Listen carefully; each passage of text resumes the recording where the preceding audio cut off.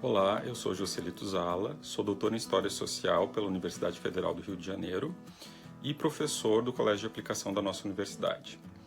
Eu gostaria de começar agradecendo muito a equipe do NPH pelo convite para falar sobre o que é história neste Dia do Historiador. Uma das primeiras questões que eu gostaria de levantar é que a história é um conhecimento sobre o mundo.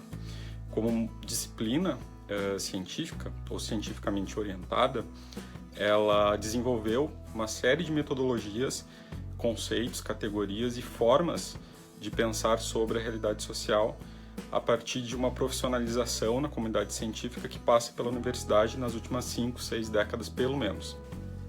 Analisando trajetórias, seja individuais ou coletivas, mas principalmente processos sociais coletivos, a história nos ajuda a pensar como nós somos o que nós somos. Quer dizer, como chegamos até aqui.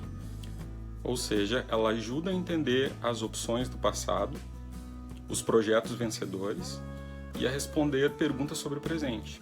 Então, por exemplo, a gente compreende através da história por que nós usamos uma forma capitalista de produção e por que essa forma capitalista de produção explora o trabalho e entra em conflito com o trabalho. A gente também, estudando história, entende por que a realidade brasileira é tão marcada pelo racismo, tendo em vista todo um histórico de escravidão que deixou marcas na estrutura social. A gente entende também todos os preconceitos de gênero que afetam mulheres e comunidade LGBT, dividindo as pessoas em papéis sociais que colocam determinados papéis mais ligados ao feminino numa hierarquia inferior. É um conhecimento científico que verifica e comprova esses processos, mas que politicamente pode nos ajudar a pensar que, se nem sempre a situação social foi assim, ou seja, se tudo é construído socialmente e historicamente no espaço e no tempo, elas não precisam ser como elas são. A história serve para desnaturalizar objetos que estão no mundo, qualquer objeto que está no mundo. E essa desnaturalização tem um potencial politicamente libertário. Ou seja, se a exploração de classe foi socialmente construída, historicamente construída, se opressões de gênero, opressões de raça foram socialmente construídas, historicamente construídas, elas podem mudar. Numa outra dimensão, eu gostaria de pensar também sobre a função memorial da história. O Eric Hobsbawm, que é um historiador britânico marxista que eu gosto bastante, fala num livro chamado Sobre História que o papel do historiador é lembrar aquilo que a sociedade não quer lembrar. É importante lembrar que houve ditadura, houve tortura, para que não aconteça novamente. É importante lembrar que houve um processo de sequestro e escravização de milhões de pessoas e isso não pode voltar a acontecer novamente. Mas eu também gostaria de pensar num outro lado dessa função, que seria, de certa forma, ou uma forma de esquecimento. Eu ando muito tocado pelas recentes discussões sobre monumentos que foram erigidos no passado para celebrar a imagem de pessoas com uma trajetória complicada, do nosso ponto de vista do presente, porque representam, por exemplo, a escravidão e o racismo.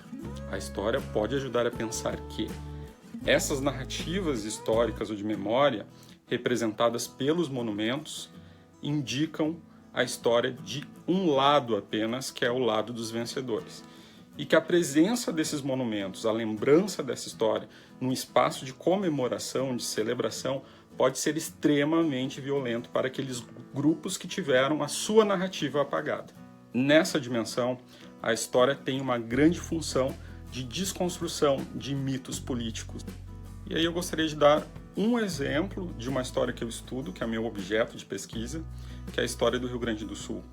Durante muito tempo, a memória histórica, a memória pública, indicou que a escravidão no Rio Grande do Sul tinha sido muito pouca, ou quando houve seu emprego, não havia violência física.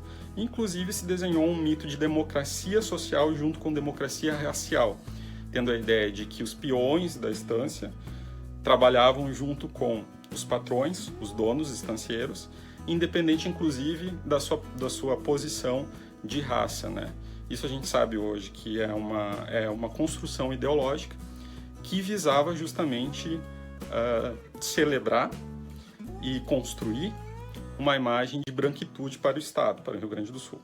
E nesse sentido, tanto a história do período, né, que vem apontando para a existência do emprego, dessa forma de exploração do trabalho e das violências geradas por ele, quanto a história da memória do Rio Grande do Sul, tem ajudado a desconstruir esse mito político de uso conservador. E por fim, eu gostaria de dizer que todas essas dimensões e todas essas possibilidades de compreensão da história pela nossa disciplina, né, ou seja, do tempo pela nossa disciplina, se realizam na sala de aula. Essa dimensão pedagógica articula todas as demais. Seja no ensino básico, seja no ensino superior, estudar história, pensar sobre a história, não muda apenas o conhecimento que uma sociedade tem sobre sua trajetória, mas eu acredito, como professor, que ela ajuda a instrumentalizar os educandos. Ela oferece ferramentas de comparação, de análise, de reflexão, e sendo uma disciplina que pensa na ideia de prova, ou seja, tem um horizonte de verdade a ser analisado, ela tem muito a contribuir no momento em que a gente passa por revisionismos históricos extremamente complicados, além das fake news, que são nada mais do que uma versão muito presente contemporânea de narrativas deturpadas sobre a sociedade. Logo, eu acredito que a história na sala de aula pode ajudar a educar para a democracia, para o debate público, para a promoção da igualdade, para a promoção da tolerância à diversidade.